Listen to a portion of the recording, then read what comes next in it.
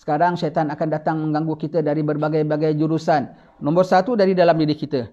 Kita punya minat maksiat. Sebelum kita bilang orang kacau kita, orang kufar serang kita ke apa semua, belum kita cakap, nafsu kita dahulu akan bergejolak. Tadi kita baca syair, jaga-jaga takut pedaya syaitan, takut jangan kita rasa sudah aman, jangan kita rasa sudah selamat.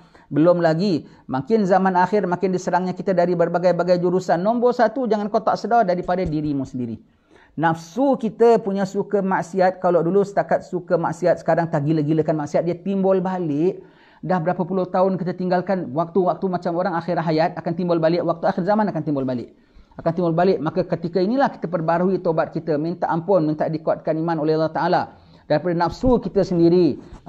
Kemudian daripada saudara-saudara kita sesama Islam. Sampai bila peringkatnya? Sampai Nabi mengatakan, sampai up to the extent, jiran kita, sepupu kita, saudara mara kita akan datang bawa pisau acu nak bunuh kita. Sampai begitu mereka punya anti kita senanti. Sampai begitu. Dan tak cukup lagi orang-orang Islam yang lain fahamannya. Orang yang masih sebut Islam tapi lain fahamannya. Dari sekarang dah mulai attack kita. Dah mulai attack kita.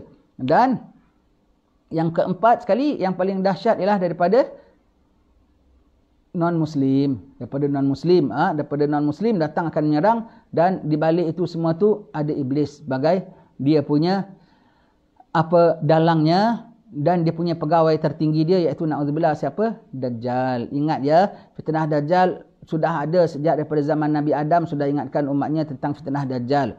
Dajjalnya keluar akhir zaman. Tetapi fitnahnya sudah ada. Maka waktu-waktu sekarang lah kita banyakkan diri, damping diri kepada Allah Subhanahu Wa Taala. Jadi apa yang kita terkena sekalipun tuan-tuan sekalian, kita dapat redha hati, dapat lapang hati, dapat ada cushion, empuk sikit kalau kita ada banyak zikrullah, banyak ingat Allah Ta'ala, dapat terpelihara daripada hati kita tak tahan daripada ujian-ujian ini. Akan landa, manakah tidak. Nabi mengatakan, orang genggam, pegang agama macam genggam bara api. Kalau boleh nak lepas saja. Lepas, tak nak jadi orang juru mengajar. Tak nak jadi orang apa-apa. Sebab apa? Jadi orang seawam-awamnya lebih selamat ketika ini. Tapi kalau sudah ada tanggungjawab kita, tak boleh tidak. Kita kena laksanakan. Kita kena laksanakan. Makin besar tanggungjawabnya, makin banyak kita nak selamatkan orang, makin banyaklah akan datang ujiannya. Serah saja kepada Allah Ta'ala. Serah saja kepada Allah Ta'ala. Dan jangan sangka kita dah betul. Jangan kita sangka kita sudah baik. Jangan sangka aku selamat, aku betul. Setiap apa, jangan sangka sudah baik. Jangan sangka sudah magam sudah naik. Tak boleh. Tanda-tanda orang yang itu ujub ialah apa, tuan-tuan sekalian. Kalau sangka kita dah selamat dan aman, itu namanya ghurur, tertipu. Kalau sangka kita sudah baik, apalagi na'udzubillah magam dah naik, itu namanya ujub. Itu namanya ujub. Tanda orang-orang ujub ialah tak terima kalau dia ditegur. Tak terima kalau dia ditegur. Aku baik yang nama aku kok ditegur. Yang nama aku patut dipuji. Yang nama aku patutnya bagus. Na'udzubillah min zalik. Tanda orang-orang ujub kalau dia buat amal ialah dia akan ingat apa sesudahnya. Dia tak ingat Allah. Dia ingat, aku sekarang dah pegang, dah jadi pensyarah ustaz dah lebih berapa tahun. Aku dah syarah berapa banyak masjid. Aku tu namanya ujub. Aku tu namanya ujub. Ya, ujub tapi heran dengan pencapaian diri sendiri. Ajaib dengan pencapaian diri sendiri. Berlindung sama Allah Subhanahu Wa Taala. Itu kejahatan paling besar diri kita. Siti Aisyah pernah ditanya orang, bila seorang tu buat dosa, dia tak bilang ketika minum arak ke, ketika berjoget ke, ketika dia menyangka dia dah buat baik.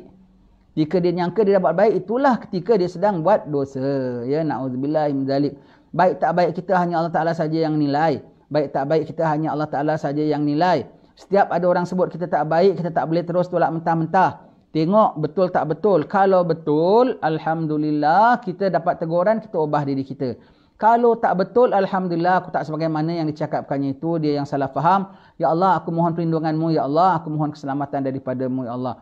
Kena mohon pada Allah Ta'ala dibukakan. Selalu munajat kepada Allah Ta'ala. Minta Allah Ta'ala cekkan kita, sedarkan kita.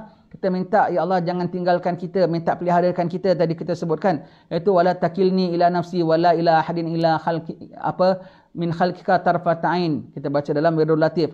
Jangan kau tinggalkan aku pada diriku sendiri atau pada satu pun daripada makhlukmu, walau dengan kekelipan mata sekalipun. Kita minta kepada Allah Ta'ala senantiasa dalam pemeliharaan Allah Ta'ala, dalam perhatian Allah Ta'ala. Semoga kita selamat dunia dan akhirat. Wallahu alam bisawab. Semoga Allah Ta'ala berikan kita ketenangan dan kelapangan jiwa pada sakit baki usia kita ini, dapat ibadat kepada Allah Ta'ala, dapat tenang bertakwa kepada Allah Ta'ala, dapat menjunjung segala susuruhan Allah Ta'ala, dapat meninggal segala tegah kepada Allah Ta'ala, supaya Allah Ta'ala jangan uji kita dengan ujian yang besar-besar, ujian yang berat-berat, ujian yang tak tertanggung oleh kita. La yukallifullahu nafsan illa usaha laha ma kasabat wa 'alaiha maktasabat. Rabbana la tu'akhidna in nasina aw akhtana. Rabbana wa la tahmil 'alaina isran kama hamaltahu 'alal ladzina min qablina. Rabbana wa la tuhammilna ma la taqata lana bih.